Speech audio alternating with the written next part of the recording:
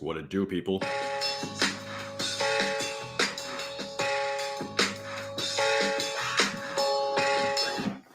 How's everybody doing on this glorious Wednesday? Sorry about the delay. I know I didn't do a show on Monday or Tuesday. Monday, Chris had his Ironworkers application thing that he had to do, and he just he's in there now, so he's doing all that stuff and whatnot. And then I was also very busy on Monday and Tuesday. I didn't actually have a chance to do it on either of those days, but we're doing it today. Let's see. I got a couple things I'm going to go over today. It might be a pretty short show. I just want to show a clip real quick. This was a baseball going through the mitt from being thrown so hard. I mean, look at that. Just right through the mitt. Let me see if they show a better angle. There they go. That dude threw it so hard it went right through the mitt. I just thought that was pretty cool. I just wanted to share that to start off the show. But going into football, also subscribe below and like below. We appreciate that stuff. The Giants are having some issues with Saquon Barkley, but they ended up signing a one-year contract together for $11 million to avoid a holdout. So Saquon Barkley is expected to play this year. But there's so many questions about all the other running backs in the league. Specifically, Josh Jacobs. He might not play this year. He's been rumored to hold out. And then there's been some beef going on in the Colts organization. Jim Irsay made some comments about Jonathan, not necessarily about Jonathan Taylor, but about the running back situation as a whole. And then now it's just a back and forth between those two. Let me see.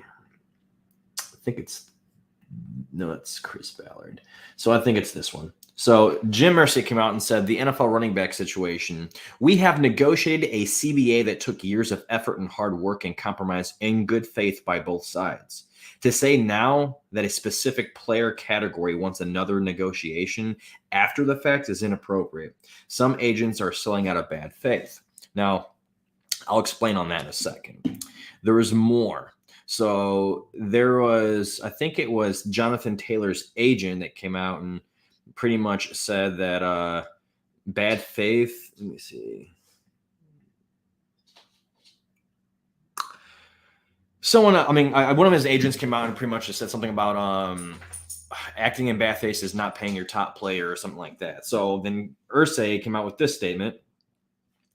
He said, if I die tonight and Jonathan Taylor is out of the league, no one's going to miss us. The league goes on. We know that. The National Football League goes on. It doesn't matter who comes and goes. We're just a privilege to be a part of it. And then let me see if there's another one. Oh, Chris Ballard. Yep, I got some comments for Chris Ballard as well. He came out and said that I always say you want volunteers. You want people that want to be here. So when you get a player that doesn't want to be in your organization anymore, you can play hardball, and which sometimes we all do, but you want volunteers. Now, this is something that he said back in 2022, not 2023. So this is not something he said in regards to that, but someone was bringing that point back up, like, hey, they're going to play a hardball. And I think what's going on right now is Jonathan Taylor, when he originally signed his agreement with the Colts and whatnot, he was happy at that point. Now, in light of the situation in the running back market, he actually switched agents. He's got a new agent now. I don't know his name, but this new agent has convinced him that he needs a better deal, and he's trying to do it out of like pity in a way. So he's pretty much trying to get it to where like they're saying, oh, poor me, pay me. Not saying that Jonathan Taylor doesn't deserve to get paid, but essentially trying to see if he can get like some sort of deal out of this by doing this type of narrative. And Jim Irsay has been in the league a long time. So when he says that if he leaves the league and he dies, or Jonathan Taylor leaves the league and dies, or not dies, but just leaves the league, no one's going to care, because the league is just going to continue to move on. They will mourn the losses of those two individuals, or the retirement of one individual, or whatever the case may be. But the league's still going to continue to go on, and another running back's going to come in and replace that person, and so on and so forth. I mean, look at Andrew Luck's situation. It's a prime example. He retired out of nowhere. They needed a new quarterback, and not necessarily that we forgot about Andrew Luck, but we've already replaced him, several times. Did it work out? No, but the league continues to go on, and I think that's what Jim Irsay was saying. In addition to that, I don't think Jonathan Taylor has any leverage. I mean, if you think about it, trying to trade him, he wants $16 million is what it's rumored to be. 16 million. I think Christian McCaffrey is the only one who has around 16 million a year. Like, I don't think he's going to get it. No team wants to pay a running back that high. That's kind of absurd. I mean, I know the 49ers did, but that's like the top of the line, man. So if they're going to pay Jonathan Taylor that money and whatnot, I mean, that's a lot, you know. And he did get injured the last couple of years, especially last year. So, I mean, it wasn't the same. So no one's going to want to pay that type of money, not knowing what they have long term. Okay. And the second thing is, no one wants to give up a bunch of stuff for no reason either. You give up a bunch of draft picks, or you give up a player to try to get this type of particular player. It's not good. So no team is really going to want to trade for him. So he's kind of stuck there. So if he's stuck there and he decides he doesn't want to play, he's losing out on money. He'll get money deducted from his check every single game that he misses. In addition to that, there is a rumor, but I don't think it's true. I think Jonathan Taylor already came out and said that it isn't true, that he didn't disclose an injury. So he might get put on the NFL's exempt list, which means they wouldn't have to pay him at all. I don't think that's true.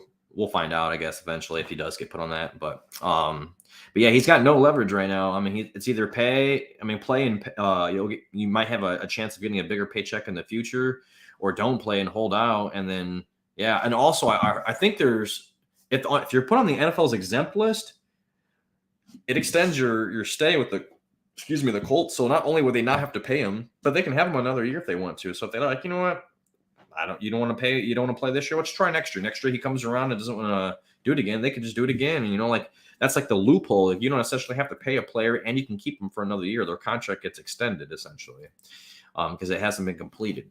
So that's pretty crazy. And then also there's a text that was sent from the Colts owner to, I think, Rap Sheet, Ian Rappaport, for those of you that don't know. It says that we're not trading Jonathan, end of discussion. Not now and not in October. So they have no plans on trading him whatsoever. He did request a trade. I want to say it was like last week, earlier the week before. It's just coming out now because the media is finding out about stuff, and they're trying to stir it and make it a certain way. But yeah, right now there's some beef going on with the Colts and Jonathan Taylor. He's wanting that $16 million a year. And then the even worse part is Zach Moss. He suffered a broken arm injury, so he's gonna be out for several weeks. And he was the backup to Jonathan Taylor. So now they're gonna need another running back, I guess, to put into place if he decides that he doesn't want to play this season. There's just so much going on in the running back world right now, and I mean, I think that those players deserve to get paid, but at the same time, they have to look at it from another aspect. You know, most running backs don't have the durability that wide receivers do because they take a lot more hits. Same thing with quarterbacks and linemen and defensive linemen and whatnot. They're only going to pay you a certain amount. You know, obviously each year it's going to continue to increase, but you literally just draft a running back, let them play 4 years. You sign him for that franchise tag, the 5th year, and then you just don't necessarily have to sign him after that. I mean, you can if you want to sign him to a 3-year deal or something like that. But usually when they hit 29, 30, that's when they start to decline and they're not doing so well anymore and whatnot. So a lot of the running backs are like that in the NFL. There are some running backs though that beat that of all odds, like Frank Gore and whatnot, but it doesn't usually happen too often. So that's what every single owner is thinking. I don't want to waste. It's not saying that they're wasting it, but say you pay Jonathan Taylor $16 million a year, then and you got him for 4 years, and say the last 2 years he just drops off from production. You feel like you're wasting money in that particular category when you could have utilized that money and put it in other positions and try to get other people on the roster. So honestly, I think if he should just play out his season, see how well that he does, and then, if the Colts send him in the offseason, they sign him. If not, he can go somewhere and get a big paycheck. But it doesn't seem like that's happening right now because Dalvin Cook isn't signed. He's been rumored to go to the Jets, the Bills. He just went and did a recent visit with the Jets. You got Josh Jacobs having some trouble trying to get a deal. Saquon Barkley's even trying to get a deal. You got Ezekiel Elliott trying to get a deal. So, it's rough out there right now. It is. And LeBron James, his son suffered a cardiac arrest during a workout last week. He is okay. He's already out. And he's doing well, but just want to shed some light on him. And that's really unfortunate, especially being so young to have a heart attack. A lot of people are saying it's contributed to the vaccine. I don't know if that's true. things happen all the time, man. People could be taking certain things and things happen. I've had the vaccine and I haven't been experiencing any chest pains like that or having a cardiac arrest. Like, I don't know. I feel like that's just another conspiracy that all these people out there are throwing out there. Back to Saquon Barkley. I just want to mention his deal. It's a 1-year deal with the new team.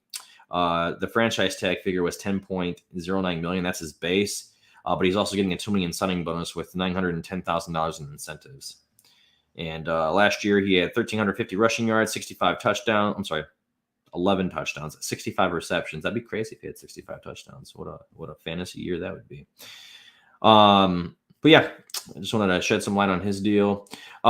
Jim Harbaugh is expected to get a 4-game suspension for doing a recruiting probe. So Michigan head coach Jim Harbaugh and the NCAA are discussing an agreement that would have him serve a 4-game suspension as part of the investigation into potential recruiting violations with his program. He had refused to sign a document or publicly say that he's ever been untruthful with the enforcement staff. Apparently, they claimed that Michigan staffers met with a pair of recruits during the COVID-19 dead period and had analysts involved in on-field workouts. They think that he lied to investigators and that losing him for 4 games is going to be kind of tough for the Wolverines, especially when they're trying to, go into the playoffs again for a 4th or 3rd straight year. I'm trying to think if there's any other information on that. Yeah, I mean, can't violate those rules, man. Can't violate those rules. But I wanted to shed some light on that. Also, fuck that team up north. I hope that that he is suspended for 4 games, even longer, so that way we don't have to deal with his ass this year. And I hope the Ohio State Buckeyes just run him over. Sean Payton. Moving on to him. So apparently he's been vocal about certain things, and he's getting some clapback now, okay? So he came out with some statements and said pretty much that Nathaniel Hackett was a terrible coach, probably one of the worst ones in the offensive lineman did bad. The whole offense as a core. I think he was talking about the defensive players too. He was talking about not just being on Russell Wilson's shoulders, because someone was asking if they thought Russell Wilson was broken. And he's saying no, and he's pretty much blaming it on all them. And then he started saying stuff bad about Nathaniel Hackett. So more people started clapping out, like the Jets, Billy Turner, who used to be in the Broncos last year. He said that dude, everything I heard about last season, we're doing the opposite. It might have been one of the worst coaching jobs in the history of the NFL, and that's how bad it was. That's what Sean Payton said. He said, seems like someone started training camp and is trying to soften the blow after realizing what he's in for this season. Fucking bum, #Bountygate, #childish. For those of you who don't know what Bountygate is, Sean Payton was fined and suspended, I think for a whole season or something like that, a part of a season, several years ago when he was literally having his players take out other players on the field and injure them. That was deemed Bountygate. So, yeah, he came out, said some shit. He was on their team last year. He's like, they can only beat the fuck out of you so much, Peyton added, but everyone's got a little stink on their hands. It's not just Russell. It was a poor offensive line, which is why Billy Turner is probably saying something. He said it's one of the worst coaching jobs in NFL history. That's how bad it was. And he's just trying to defend, Russell Wilson, but he's in his Fox mode, I think. Now, the Jets have responded back, and that was Aaron Rodgers. He sat down with, I think, Peter Schrags or whatever you call it, on NFL Plus. And at the end of the interview, essentially, Rodgers says that he needs to keep, or not Rodgers, but Sean Payton needs to keep his name out of his mouth, is what Aaron Rodgers said. He said, Sean Payton needs to keep my name's coach out of his fucking mouth. Like, shut the fuck up. Don't talk about my coach. My coach is a good coach. And you don't want something bad and negative on your coach. I mean, he's a new coach over there, so you need people to buy in over there. If you got this coach who has a good resume, is talking smack about your coach, it can kind of leave some turmoil in that locker room. A lot of people might not believe in you because there's a couple different categories. There's the people that believe in you there. There's the people that are just in between, neutral. They're just there to do their job. And there's the people that don't believe in you. So if you have people that don't believe in you and they're doing more and more and more of that, it can lead to a toxic locker room. So it's a good thing that Aaron Rodgers came out and said, yo, I stand behind him, and Sean Payton needs to shut the fuck up. That also relates to Jonathan Taylor in a way. If I was, Chris Ballard, I wouldn't even have him in the locker room. I think he's injured right now, so they would just have him rehab and then go home, because if you have him around the locker room and he doesn't want to be there, he's just going to rub off on some other players. There's a lot of injuries going on right now, too. A lot of free agent signings. Jalen Ramsey, he is undergoing surgery on his knee. He's going to be out several months. And Eli Apple was signed in the process to replace him. Let's see. Zach Taylor said that Joe Burrow has a calf strain and will miss a few weeks. But to be honest with you, I think it's a little bit more serious than that, because when I was watching him getting carted off the field before he was walking over there, he was clutching his knee, not his calf. So, I mean, maybe I was wrong. Maybe I saw it wrong, but I'm pretty positive it was his knee. So I feel like there's more to the issue than what they're leading on.